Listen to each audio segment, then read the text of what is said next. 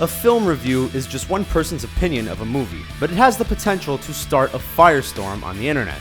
In this day and age, fans have become obsessed with what critics think of the most anticipated blockbusters, and any pundit who says the next comic book movie isn't the best thing since sliced bread draws the ire of audiences. Wild accusations of bribes, petitions to shut down Rotten Tomatoes, and even death threats have become far too commonplace these days. But moviegoers aren't the only ones who will voice their displeasure with critics. Actors and directors never like it when their work is ripped to shreds, so sometimes they strike back.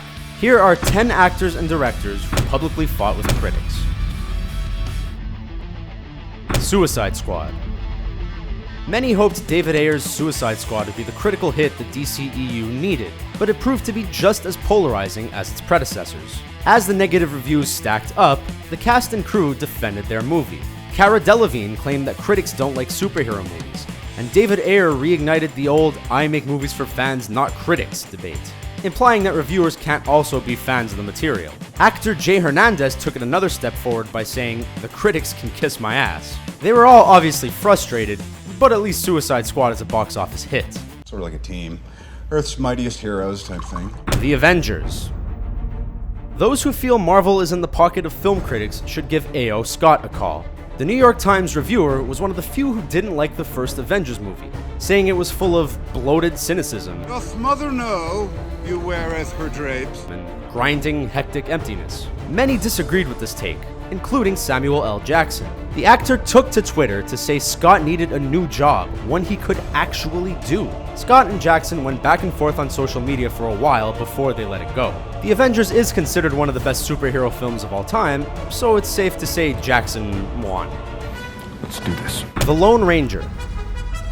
This reboot of a classic property was a notorious box office bomb, and it certainly didn't help matters that the word of mouth was fairly toxic. The reviews for Lone Ranger were pretty awful, and stars Johnny Depp and Armie Hammer took issue with the levels of criticism lobbied at the film. Depp felt that a majority of the reviews were written months before the movie premiered, and Hammer felt that reviewers were purposely lashing out against it due to its budgetary woes. The two blamed critics for the Lone Ranger flopping, but critics were quick to point out that they didn't make the final product. Godzilla.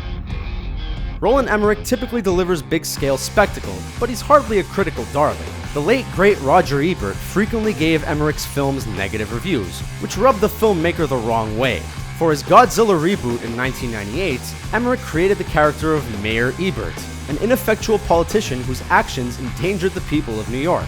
To top it off, the mayor had an advisor named Gene, after Ebert's partner Gene Siskel. It definitely wasn't a subtle jab, and it's one Ebert found amusement with, joking that he thought he'd get killed by Godzilla. Neither Siskel nor Ebert gave Godzilla 2 thumbs up. This is horseshit! Titanic. James Cameron's romantic drama epic tied a record by winning 11 Oscars in 1997, but not everyone was a fan of the film. The LA Times' Kenneth Turin was particularly critical of it, saying that it reeks of phoniness and lacks even minimal originality. Cameron wrote a lengthy tirade against Turin, ultimately accusing the reviewer of insulting the movie-going public with his feelings on Titanic. Turin smartly stayed out of it, but when the heat died down, he then claimed that Cameron had written to the Times in an attempt to get Turin fired. The critic got to keep his job, but it's safe to say he won't be exchanging pleasantries with Cameron anytime soon. Worship me or be enslaved! Gods of Egypt.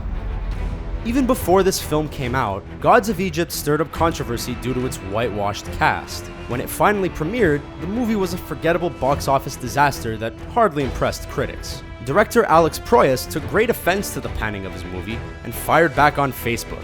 In his meltdown, he referred to movie pundits as deranged idiots and diseased vultures, while calling them less than worthless. He also accused many of writing their reviews to fit into the general consensus, an erroneous claim since most movie reviews are written prior to there being a consensus.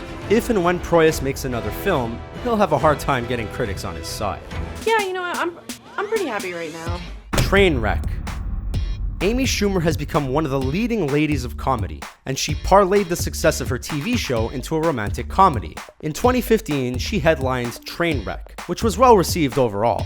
But one person who wasn't fond of it was Jeffrey Wells, who spent most of his review explaining how the not conventionally attractive and chubby Schumer didn't make for the most convincing rom-com lead. He doubled down in a second post where he said the actress wasn't grade A or even B+ material in terms of prettiness.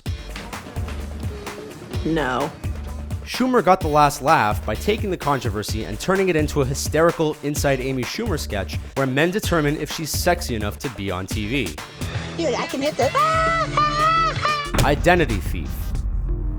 The box office numbers indicate that audiences love watching Melissa McCarthy on the big screen, but some critics would rather she not be in movies anymore. While reviewing Identity Thief, Rex Reed made his criticism personal by calling McCarthy a female hippo and tractor-sized. He felt that McCarthy's weight was used as a gimmick for cheap laughs. McCarthy responded by saying that Reed was in a really bad spot. The reviewer went on to say he had lost many friends to obesity, but that didn't excuse the harshness of his words. Identity Thief was a financial hit, and McCarthy is in the midst of a successful career.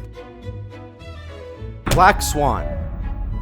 Film buffs may be familiar with Armond White, a notorious contrarian critic who praises panned films and pans praised films. During the 2011 New York Film Critics Circle Awards dinner, White expressed his displeasure for many of the films the group was honoring, even with the filmmakers of those projects in attendance. One of the films he had disliked was Darren Aronofsky's Black Swan, and the director fought back, saying at the event that White's reviews gave him another reason to not read the New York press, White's outlet. White responded by saying Aronofsky does read him, and because he reads me, he knows the truth.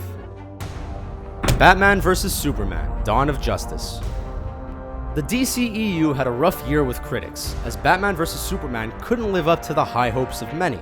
As the film was picked apart, members of the franchise came to their colleagues' defense. Ray Fisher, who plays Cyborg in Justice League, Instagrammed a meme riffing on a Batman vs. Superman scene, where Ben Affleck's Bruce Wayne implies that the critics are uniting to wipe out the DC film slate, and it's up to the Justice League to destroy them.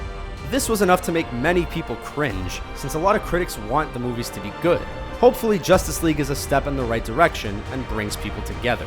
Those are just some of the actors and directors who have feuded with critics in their careers. Are there any we missed? You might have missed a couple things, you know.